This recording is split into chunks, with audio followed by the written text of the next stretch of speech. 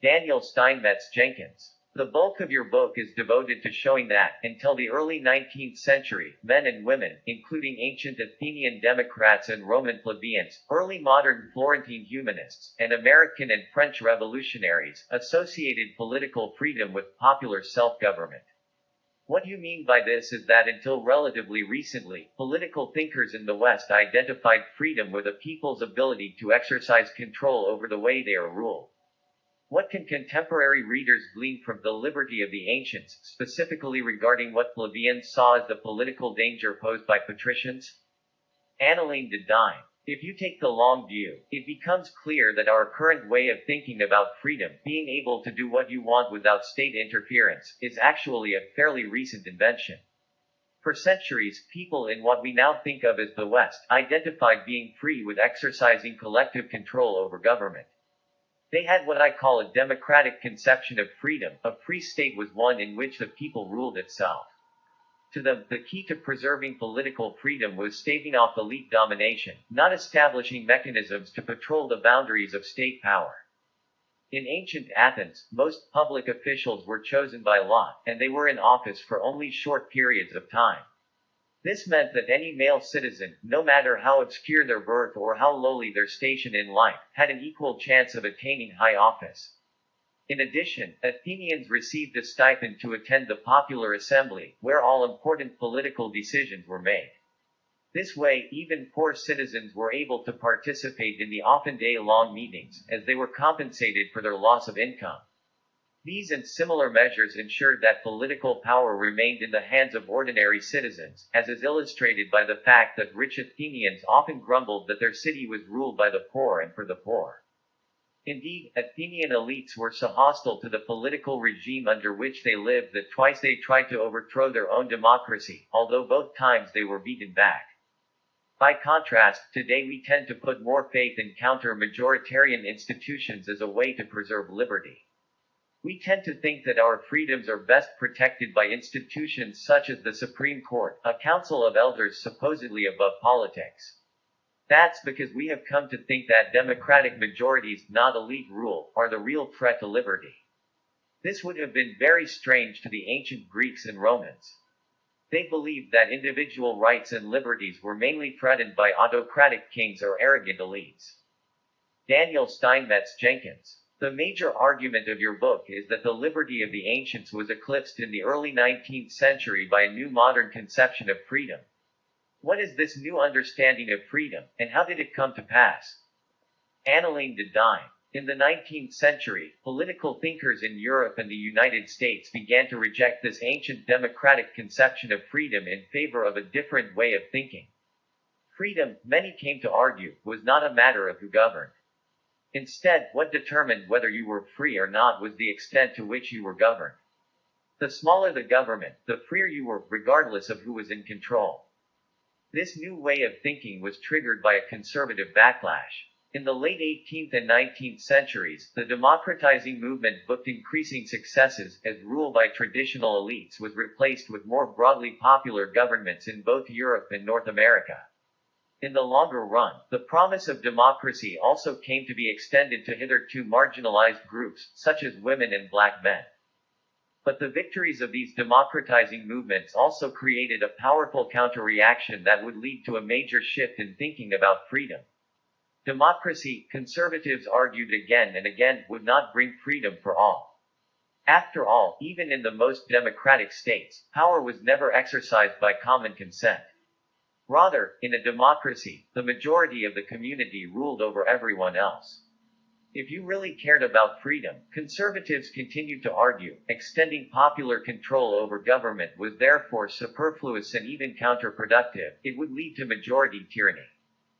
Hence, the only way to preserve freedom was by limiting the sphere of government as much as possible and by empowering counter-majoritarian institutions, such as an independent judiciary, to protect individuals against majoritarian overreach. When they talked about the tyranny of the majority, it is important to note, conservatives were not primarily thinking about the oppression of vulnerable minorities, such as religious or ethnic minorities. Rather, the majoritarian tyranny they feared above all was that of the poor over the rich. They dreaded democracy's redistributive potential. Writing in the wake of 1848, when revolutionaries attempted to introduce manhood suffrage in continental Europe, the British historian Thomas Babington Macaulay spoke for many conservatives when he warned that democracy was incompatible with liberty, as the poor would plunder the rich. Democracy, he thought, would destroy liberty, or civilization, or both. Similarly, the counter-majoritarian institutions that conservatives put so much stock in were primarily meant to protect property rights against popular politics.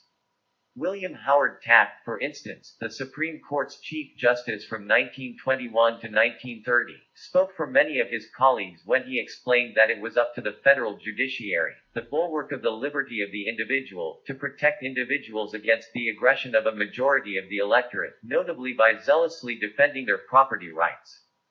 In short, the idea that freedom depends on the limitation of state power was invented by conservatives to defend elite interests against the rise of democracy.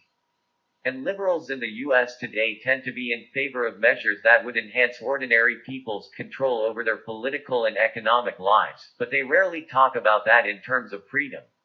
That's because they have bought into the conservative definition of freedom as an absence of state intervention. Yet this has been obscured in textbook histories, where this shift in thinking is often attributed to long-standing trends in European history. Thus, it is often claimed that the growth of religious tolerance in the West, itself an unintended consequence of the Reformation, sparked the emergence of a new way of thinking about liberty as identical with private independence. Another popular narrative attributes the shift in thinking to the emergence of a market economy in the 17th and 18th centuries. This supposedly led to a more enlightened conception of liberty centered on the notion of individual rights that needed protection against state interference. But in fact, neither the Reformation nor the transition to a market economy had much impact on the debate about freedom. Daniel Steinmetz Jenkins. Let's turn to contemporary politics. There is a growing democratic socialist movement in this country. What lessons can be drawn from your book on the historical relationship between democratic socialism and the modern conception of freedom, especially since they emerged around the same time in the early 19th century? Annelien de Dijn. Socialist parties emerged in Europe at the end of the 19th century in response to growing economic inequality, while new political movements with similar goals, notably populism and progressivism, came into being in the United States.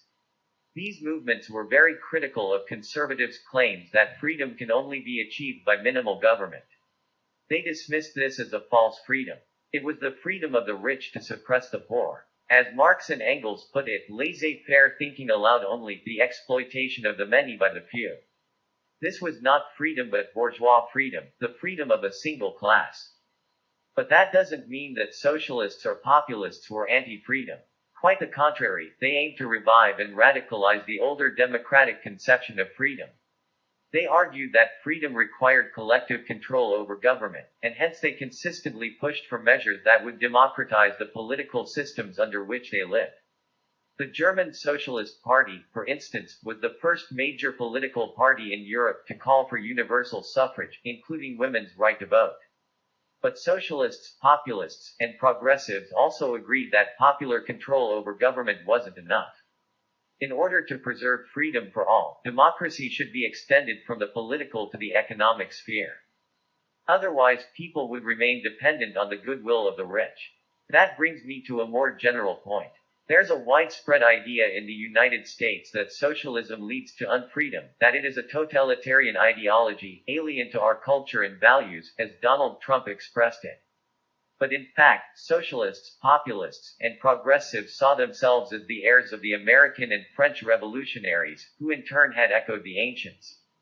To them, freedom was about collective control over government, and the danger was minority tyranny.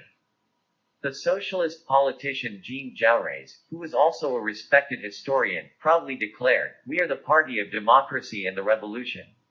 Similarly, across the pond, Franklin Delano Roosevelt argued that the goal of the New Deal was to restore to the people a wider freedom by destroying economic tyranny and to give to 1936 as the founders gave to 1776.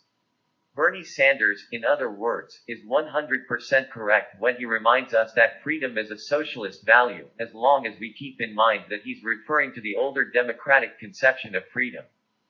Daniel Steinmetz Jenkins. You take aim at the political scientist Yasha Monk's book, The People versus Democracy, which you argue claims that freedom today is being threatened by the illiberal views of the people. Monk's book, along with dozens of others, make up what the scholar Jan Werner Muller describes as the democracy defense industry. What do you make of this literature, specifically given the long-standing anti-populist tendencies that reduce freedom to the concerns that elites have about security? Annelien de Dijn. Ever since Trump's election, political commentators like Monk have been trying to convince us that our democracies are in trouble because of the rise of something they call populism. According to Monk, 2016 shows that our freedom is threatened by the illiberal views of the people, but that analysis seems profoundly mistaken to me. Trump lost the popular vote, by a lot, and he is one of the most unpopular presidents ever. To characterize him as a populist just seems bizarre. Also, U.S. democracy was arguably in crisis long before 2016. Jacob Hacker and Paul Pierson warned us as early as 2005 that wealthy elites, through their capture of the Republican Party, had managed to rig the political system.